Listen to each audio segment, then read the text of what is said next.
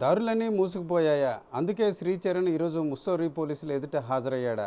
దాదాపుగా 2 వారాలుగా అతను కనిపించకుండా పోయాడు తల్లిదండ్రులకు, అలాగే అత్తమామలకు.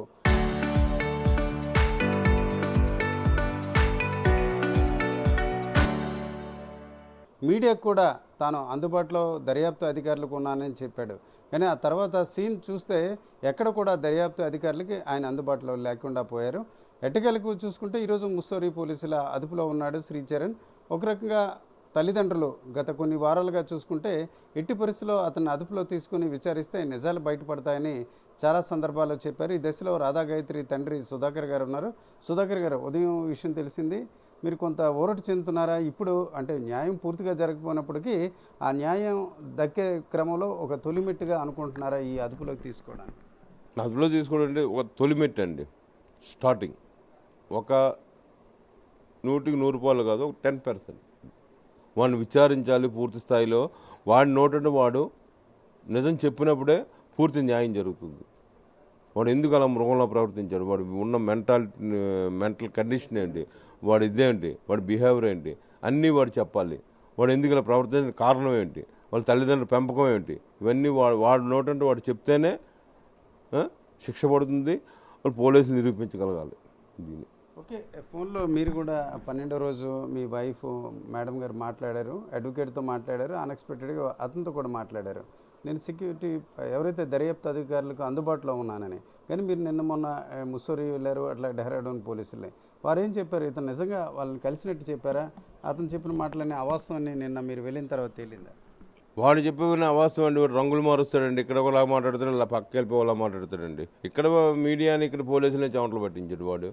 ఆ రోజు 12వ రోజు ఏం చేశాడు వాడు? పోలీస్ కమిషనర్ ఫోన్ చేయడానికి వాడు ఎంత పట్టివాడు? పోలీస్ కమిషనర్కే ఫోన్ చేసిన వాడు ఎటువంటి క్రిమినల్ ఆలోచించండి మీరు. వాళ్ళ అమ్మా నాన్న మేము కిడ్నాప్ చేయలేదే, వాళ్ళు ఒక దీనిగా పట్టుకెళ్ళాం గౌరవపదంగాను. వాడు ఏం చేశాడు?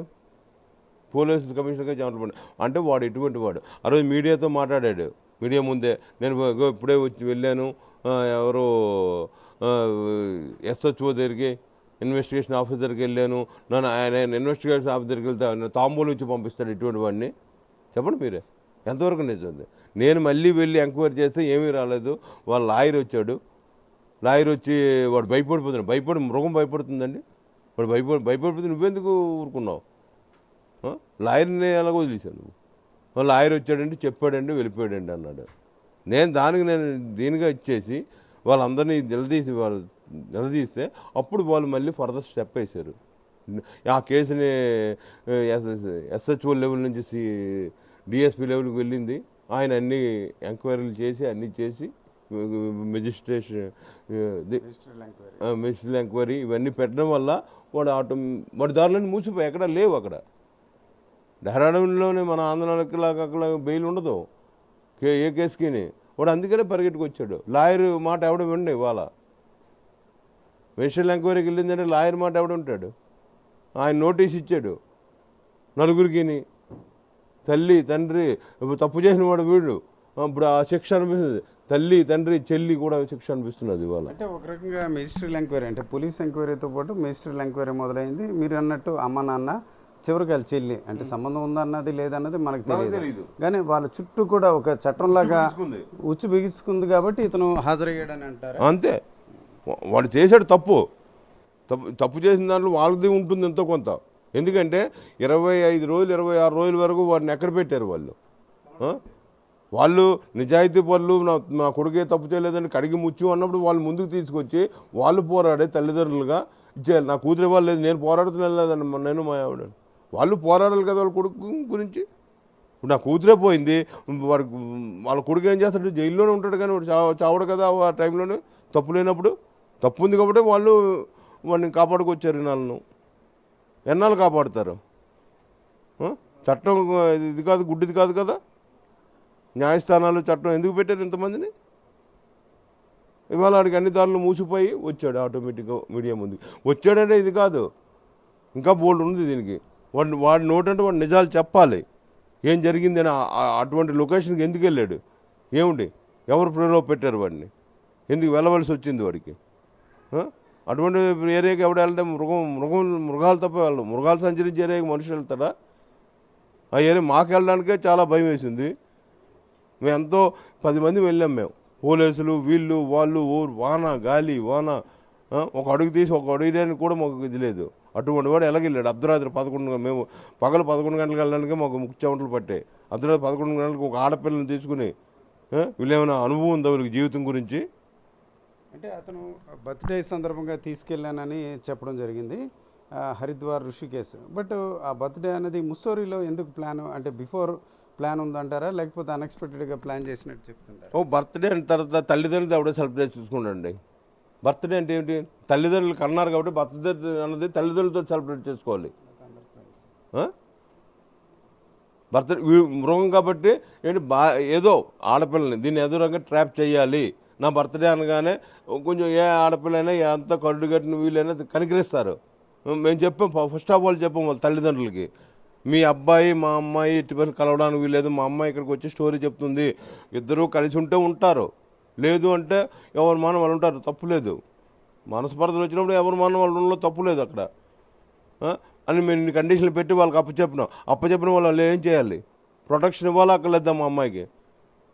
మేము తీసుకొచ్చేస్తామన్నాం మా అమ్మాయిని, అయ్యో మా పరుగు పోతుంది అది పోతుంది అన్నారు. ఇప్పుడు వాళ్ళు ఎవరు పరుగు పోయింది? ఇప్పుడు మా అమ్మాయిని మేము కోల్పోయాం లేదా? మేము ఇన్ని కండిషన్లు పెట్టినప్పుడు ఆ తల్లిదండ్రులు ఏం చేయాలి? ఒంటరికి ఎలా పంపించారు వాళ్ళిద్దరిని? నలుగురు నలుగురును ఇద్దరిని ఎలా ఎందుకు పంపించారు? మమ్మల్ని అడగాలా అక్కర్లేదా? వాళ్ళిద్దరూ సుఖంగా ఉన్నారు, మాకు ఏమైనా ఇది ఉందా మేము చూడడానికి? వాళ్ళిద్దరూ సరదాగా ఉన్నారు, సొంతం ఏ ఆడపిల్లని అనుకుంటుంది, ఫోన్లో బర్త్డే వెళ్దాం ఉన్నాడని ఆడపిల్లని ఇచ్చేస్తుంది. అదా వాడు చేసిన నిర్వాహకం, బర్త్డే అని ఇచ్చేస్తాడా మా అమ్మాయిని? అది కాక కొండల్లోని కోణంలో తీసుకెళ్ళిన అవసరం వాడికి బర్త్డే? తల్లిదండ్రులు ఏమయ్యారు? వాడు జన్మనిచ్చిన తల్లిదండ్రులను వాడికి సంతోషం పంచడా వాడు? సరే, ఒక రకంగా ఇప్పుడు మీరు అందరూ ఎక్స్పెక్ట్ చేశారు శ్రీచరణ్ ఎక్కడున్నాడు అని. ఒక రకంగా శ్రీచరణ్ మొత్తానికి పోలీసుల చేతిలో చిక్కాడు. ఇప్పుడు ఏమైనా ఎవిడెన్స్ మీ అమ్మాయికి సంబంధించి విషయాలు మళ్ళీ చెప్దాం అనుకున్నారా? అంటే ఆల్రెడీ మీరు కొంత రిటర్న్గా కొన్ని దాదాపు 11 అంశాలు 11 డౌట్స్ కూడా ఎక్స్ప్రెస్ చేశారు. ఇంకా ఏమైనా ఇప్పుడు ఉన్న పరిస్థితిలో, అంటే అతను అదుపులో ఉన్నాడు కాబట్టి ఆ ఇష్యూస్ మరొకసారి చెప్పి ఆలోచనలున్నారా? ఇప్పుడు మేము ఎన్నో ఎవిడెన్స్ ఇచ్చామండి అక్కడ డెహ్రాడూన్ పోలీసులకి. వాళ్ళు A to Z మాది రికార్డ్ చేసుకున్నారండి, అన్ని రకాలుగా ఎవిడెన్స్ వాళ్ళ చేతికి ఇవ్వడం జరిగిందండి. ఇంకా వాడికి ఎటువంటిది ఇది లేదండి, ఛాన్స్ లేదండి. ఆ ఎవిడెన్స్ బట్టే వాడు ఇది అవుతాడండి ఏదైనాను. అది ఇప్పుడు అంటున్నారు పోస్ట్ మార్టం రిపోర్ట్, అది సెకండరీ. పోస్ట్ మార్టం రిపోర్ట్ తేడాన్ని మనం ఎవరు డాక్టర్లు ఉన్నారు, పెద్ద పెద్ద డాక్టర్లు, వాళ్ళు చేస్తారు అవన్నీ ఆ పనులు. ఎవరి పని వాళ్ళు చేసుకుని వెళ్తున్నారు. దాని గురించి పోలీసులు కానీ ఎవరు కానీ అందరూ ఎవరి పని వాళ్ళు చేస్తున్నారు. చేయడం మూలంగా మాకు ఏంటంటే పూర్తి నమ్మకం కలిగింది డెహ్రాడూన్ పోలీసులు చేస్తారు మాకు న్యాయం. అందుకనే వాడిని పట్టుకోవడం జరిగింది. వాళ్ళ అన్ని ఎవిడెన్స్ ఉన్నాయి, వాడు సమాధానం చెప్పాలి వాటికి. మేము ఇచ్చిన ఎవిడెన్స్కి ఇది కరెక్టా రాంగ్ అని. వాళ్ళ తల్లిదండ్రులు బుకాయించాడు, వాళ్ళ పోలీసుని బుకాయించలేడు కదా. ఏదైనా ఇప్పుడు ట్రాకర్ పెట్టాడు, అమ్మ నాన్న బుకాయించాడు, అత్తమ్మను బుకాయించాడు, సీసీ కెమెరా ఫుటేజ్లు అన్నాడు. ఇవన్నీ ఏమిటి? మేము ప్రూఫ్లు ఇచ్చాం. ఆ ప్రూఫ్లు ఇది వాస్తవం కదా, రికార్డులు ఇచ్చాం మేము. నోటు మాటలు కాదు కదా, రికార్డు ఇచ్చాం పోలీసులు కూడా ఎవిడెన్స్. వాడు చేస్తున్న ఇది అంతాను, మా అమ్మాయితో ఎలా మాట్లాడేవాడు కూడా రికార్డు ఇచ్చాం. ఇవన్నీ ప్రూఫ్లు ఉన్నాయి మా దగ్గర, వాడు చేస్తున్నవన్నీ ఉన్నాయి. అది ఇప్పుడు ఇది ఇంకో కేసు కూడా ఉంది వాడి మీద, డోరీ కేసు కూడాను. ఇవన్నిటి మీద వాడికి ఎట్టి బస్సులోనే ఉచ్చు బిగుసుకుంటుంది అని నేను నమ్ముతున్నాను. మాకు పక్కా న్యాయం జరుగుతుందని. న్యాయం ఇలా జరగకూడదు, మాకు కఠినాత్మక శిక్ష పడినప్పుడే న్యాయం జరిగినట్టుగా. మాకు గురించి కాదు అన్నది ప్రజలందరికీ తెలియాలి. ఇటువంటి మృగాలను ఏం చెయ్యాలి అన్నది ప్రతి ఆడపిల్ల తల్లిదండ్రులకి తెలియాలి. మన ఆడపిల్లని ఎలా ఒక మనిషి చేతిలో పెడితే ఎలా ఉండాలి ఏమిటి అన్నది ప్రతి ఆడపిల్ల అలర్ట్ అవ్వాలి. ప్రతి ఆడపిల్ల తల్లిదండ్రులు ఇదవ్వాలి. అందుగురించి నేను ఇచ్చేస్తున్నాను. మా అమ్మాయి ఎలాగా నాకు రాదు. ఇవాళ 10 మంది అయినా ప్రపంచంలో ఉన్న ఆడపిల్లలైనా కొంచెం ఇదవ్వాలని, వాళ్ళైనా ఒక అలర్ట్ అవ్వాలని నేను కోరుకుంటున్నాను. అది తల్లిదండ్రులు అయినా ఎవరైనాను.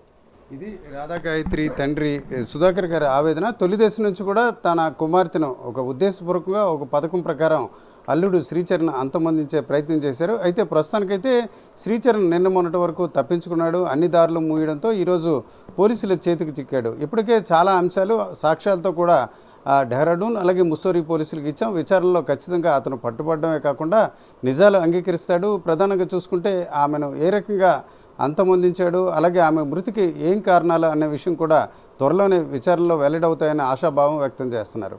కెమెరా పర్సన్ తిరుపతితో రామచంద్రరావు, RTV, విశాఖపట్నం.